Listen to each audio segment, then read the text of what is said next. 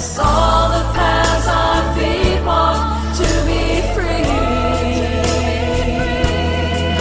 Bless all the paths our feet walk to be free. Yeah.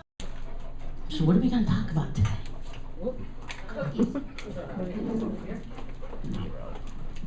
Beer. Let's talk about beer. Mark's here because he saw my initial talk and he wasn't real happy with it. It was about exploring women's bodies in great detail. So he came out of his sick bed to make sure I didn't do that. Hold on one second, please. Hello? Hello? Really? Okay. Hold on. I'm sorry, it's God.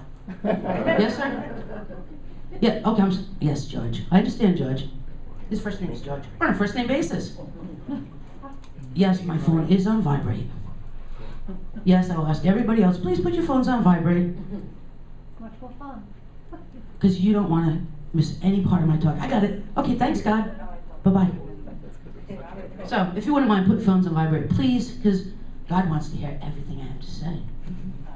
I got a bit of pressure. So,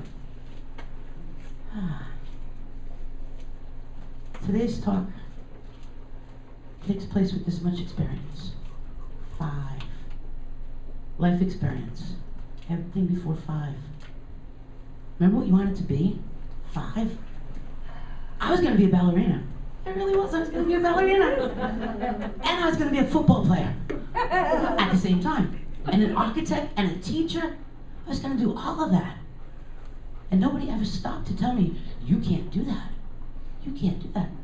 One of my dad's favorite stories, he didn't enjoy it so much at the time. I was about 4, I guess. And every morning, 4:30, twice a week. Come on, Dad, wake up, wake up. It's like 4:30 in the morning. Like, come on, Dad. And my dad loved me and overindulged me. And he'd get up. And we'd go outside, we'd stand there, be like, can I come off the porch? No. I want off the porch, please let me off the porch. No. So I'd stand there and I'd wait. And I'd wait and I'd look. And I'd look. And finally, here it comes. Here comes my future. And it's coming. It's the trash man. The trash man is coming. Come on, remember being 4? There was nothing better than the trash man. He got to stand on the outside of the truck. I remember when I was 4, my hero, Oscar the Grouch. Surprise, surprise. He lived in a trash can. I was going to be a trash collector. Because that was my dream. Because I didn't know that it wasn't considered a great job. I just thought it was fun. So, think back to when you were 5, or 4, or 3. It doesn't really matter. We all had things that we wanted to do. And I forgot to show you. You guys need to meet a friend of mine. This is Shirley. Shirley, Jess, no. This is Shirley. Shirley is a rubber tree plant. Do you remember that song? Just what makes that little old ant think it can climb a rubber tree plant? Because everyone knows an ant can't. Wait, where's my ant? That's Shirley. This is, oh man, what? There's an ant around here somewhere. I lost the ant. But everyone knows an ant can't move a rubber tree plant, right? No. The ant doesn't know the ant can't move a rubber tree plant. Because it's only people that speak human. Speak English, French, German, whatever language. They know an ant can't do it. Ants only speak ant. They don't know that they can't move that plant. So they think they can. When I was in Panama, in the jungles, I'd see the ants. And you'd see like a line of ants going, maybe 10. And all of a sudden, at the edge of the jungle, you'd see freeways for like 50 abreast. And they actually come in rows, just like a highway. You'd see like 50 rows going up and 50 rows coming down. And at the end of a day or 2, they actually would take out an entire plant. So an ant can do that. It was only because it was told it couldn't. And it doesn't understand. An ant doesn't understand English, so it doesn't know that it can't do it. So it keeps doing it. Kind of like us when we're 4 and 5. We know what we're doing. We know what we're going to be. We know exactly what we're going to do. And nobody's told us yet, if you're lucky. Nobody's told you yet that you can't do it. So you keep on doing it. I remember when I was in 2nd grade, there was this girl, I think her name was Molly. I call her Negative Nancy because I don't know her real name. But on our back wall, 2nd grade, Sister Lucy's class, our art project the whole year was a mural. Noah's Ark. I was drawing a horse. I was making the horse. I got to draw it, I got to paint it, I got to stencil it out, and I was so excited. I wanted to be an artist when I grew up, so I was all excited. I'm drawing it, and it's almost done, and this little girl comes up, she's like, "What's that?" "That's my horse!" Ugh, looks like a zebra eating a cat. I was devastated. This little 7-year-old art critic. I went home, I cried, I took all my coloring books, all my crayons, and put them under the bed. Because somebody told me that I couldn't, that it wasn't good enough. Tell a little kid to draw you a horse. Give them paper and pencil and they'll draw it. Tell a 15-year-old to draw a horse. I can't do it. I can't draw. You can. Just forgot. Somebody told you that you couldn't, and so you didn't. So what chasing a dream? It's like, I tell you my stories, but some of y'all don't know me that well. But we all know WEEP. 40, 50 something women. They have a dream. They played the hard rock. They had a dream. They wanted to be rock stars. And they didn't want to just be rock stars. They had a message of peace. They're all playing in mainstream. But unlike the ant, they actually do understand English. So we need to keep telling them that they can. Because you can. And it's up to us to let them believe that. Look at tears already. So, I was really lucky. My joys in life are my nephews. I've got 4 boys. And I was lucky enough to be stationed close to home when they were little. My oldest nephew, Paul Jr., he was like 2, between 2 and 3. And it didn't matter what he wanted to do. It's like, I taught him how to do everything. His favorite thing to do? Refrigerator jumping. He'd climb up to the top of the refrigerator, Geronimo, and I'd catch him. Well, one day Auntie Dee wasn't there. Luckily, Mom caught him, and I got talking to him. But he could do it. He could do anything, and he knew he could. And one day, I don't even remember what it was, but we're getting ready to do something. It's like, come on, Paul. Auntie Dee, I can't. You can't? You're a constant. Of course you can. I can't. This was really big. A 2-year-old saying that they can't. It's like, come on, Paul. I get down to his level. It's like, you can try. Auntie Dee, I can't try. How sad that is. To hear a 2-year-old say, I can't even try. He didn't make that up in his head. He learned that from something. From television, from a human. Somehow he learned. That's a learned behavior. That's not something ingrained. Because 2-year-olds, they still know God. They've still got that majesty and wonder. They know who God is. So,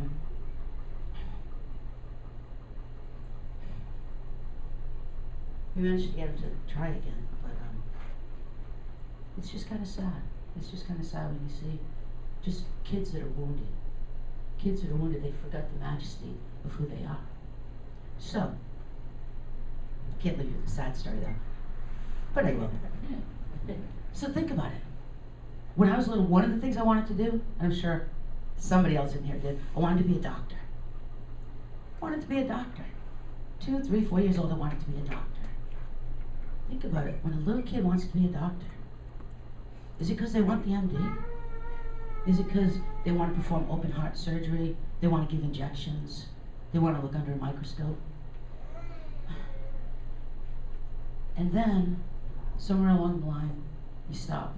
You hear somewhere, grades aren't good enough, there's not enough money, you'll never get into medical school, it takes too long, and you quit that dream. You just stop the dream of being a doctor. But if you go back to that 4 or 5-year-old kid, it's like, is that why you wanted to be a doctor? Did you really want to be an MD? 4 or 5 years old, we don't have a whole vocabulary. Maybe, like in my case, you want to be a doctor? If you would have asked me further, you know what I wanted to do? I wanted to kiss boo-boos. wanted to kiss boo-boos. And doctors, boo-boos, and I'd be in charge of Band-Aids. I would be in charge of the Band-Aids. That's why I wanted to be a doctor. But that's why I wanted to do it. And if you listen to kids, they don't know all the words. You know, they don't know, I want to take care of people. I want to nurture people. So I want to be a doctor. And a lot of us gave up our dream. I gave up my dream of being a doctor. A lot of us give up our dreams. And it's because we just didn't stop and look at the word. It wasn't that I wanted to be a doctor. I wanted to nurture people. So, I'm going to be Dr. D in a different way. We got sick people. We can go see Marcia Johns, go to Woodstock, go visit somebody when they have the flu. That's my 5-year-old being who my 5-year-old thought a doctor was. So, Margie and Mark like to talk about your inner child. So I've been thinking about this inner child stuff. I don't have an inner child. I've got like this inner camp. It's not just one. It's not like my 1-year-old. It's not my 2-year-old. I've got like 3-year-old, 4-year-old, 4.5, 4 in 2 days. I mean, I've got all these kids, and they're all kind of meshed in there. And what happened is, just like little negative Nancy that told me I couldn't draw, when she told me I couldn't draw, when she told me I couldn't paint, what happened is, it's like, oh, you're right, I can't. And I put a defense up, a brick. I put a little wall up. And somebody else said, oh, you can't do this. Oh, you're not good enough.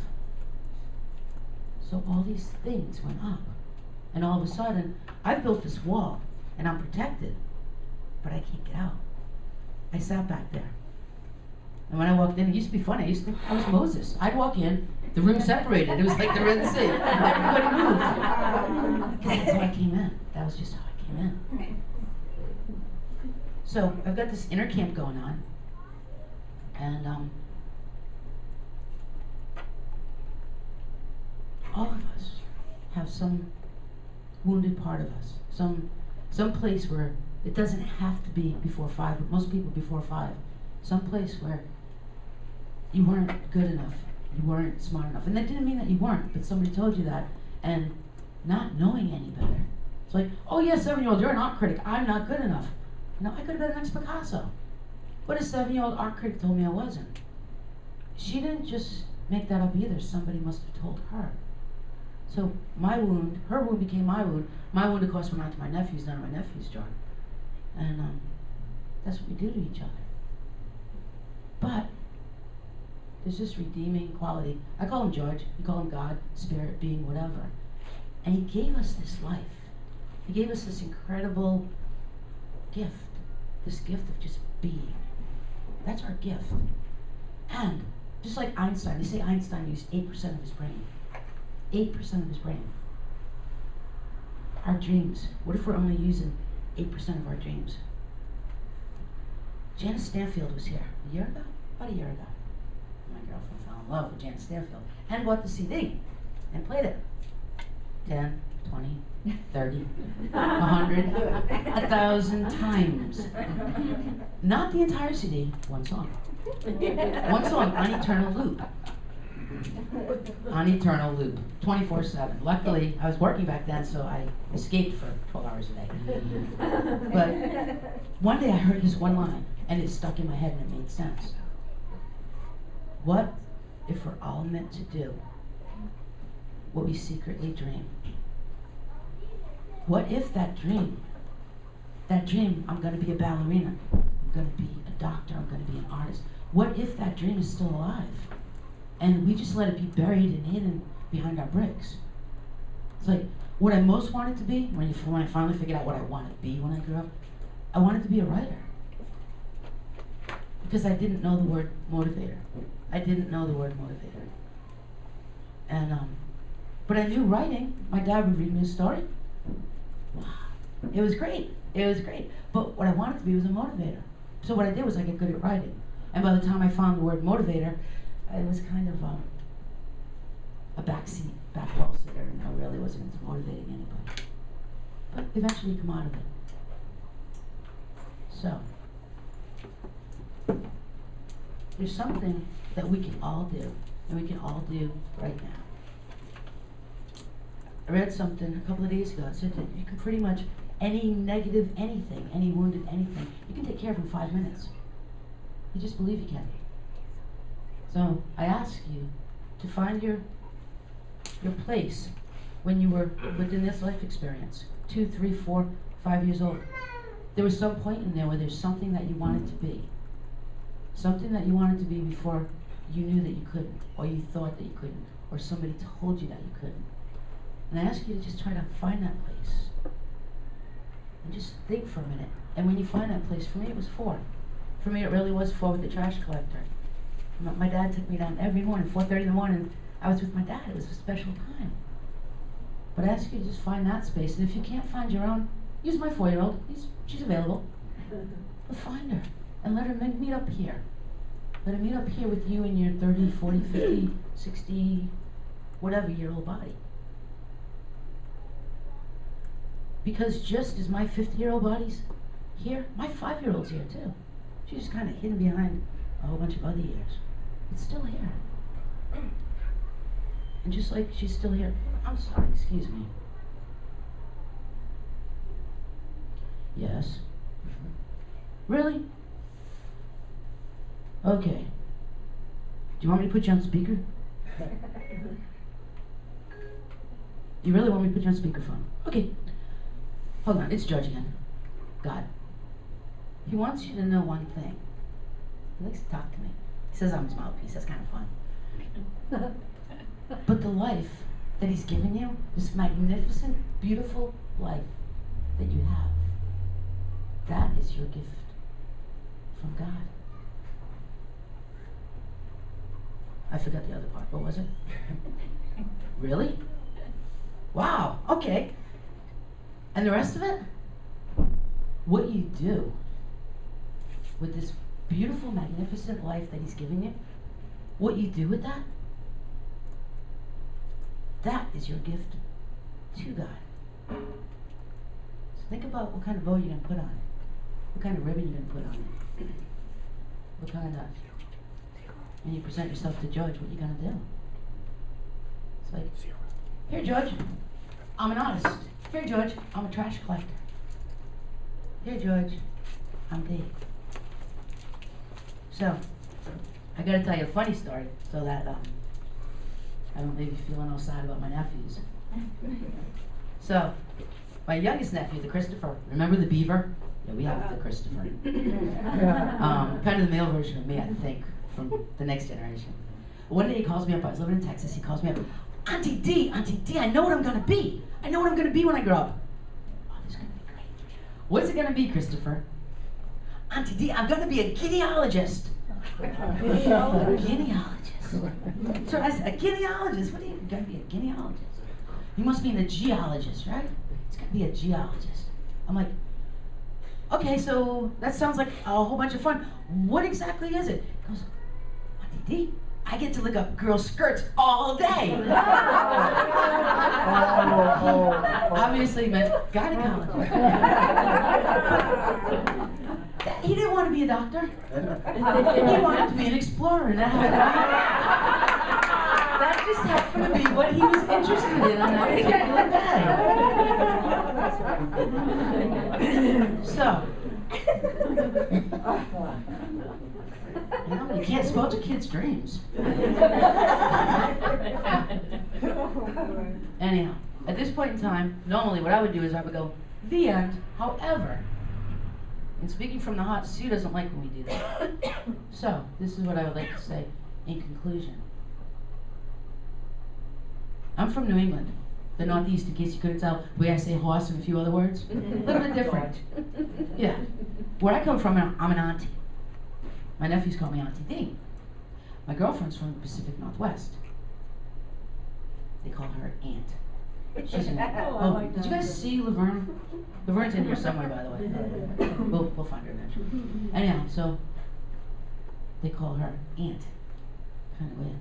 But we get to intermesh our lives. So I'm going to leave you with this thought. Just what makes this little old ant think it can move a rubber tree plant?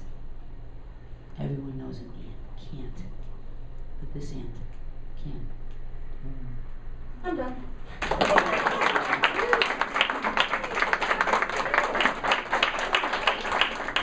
Next time you're found with your chin on the ground, there's a lot to be learned. So look around. Just what makes that little old hand think you can move that rubber tree plant? Anyone knows that ant can't move a rubber tree plant, but he's got high hopes. He's got high hopes. He's got high apple pie in the sky. Hopes. So anytime you're getting low, instead of letting go, just remember that ant. Oops, there goes another rubber tree plant. There goes another rubber tree. Oops, there goes another rubber tree plant. When troubles call and your back's to the wall, there's a lot to be learned. That wall could fall. Once there was a silly old ram, thought he'd punch a hole in the dam. No one could make that ram scram. He kept butting that dam 'cause he had high hopes. He had high hopes. He had high apple pie in the sky. Hopes. So anytime you're feeling bad, instead of feeling sad, just remember that round. Oops, there goes a kilowatt dam. All right, y'all sing it with me. So keep your high hopes. Keep your high hopes. Keep Part of the reason is because they have high apple pie in the out of there. sky. So problems just a toy balloon. They'll be bursting soon. They'll be bound to go pop. Oops, there goes another problem curve fly. There goes another problem. Oops, there goes another problem curve fly. Curve fly.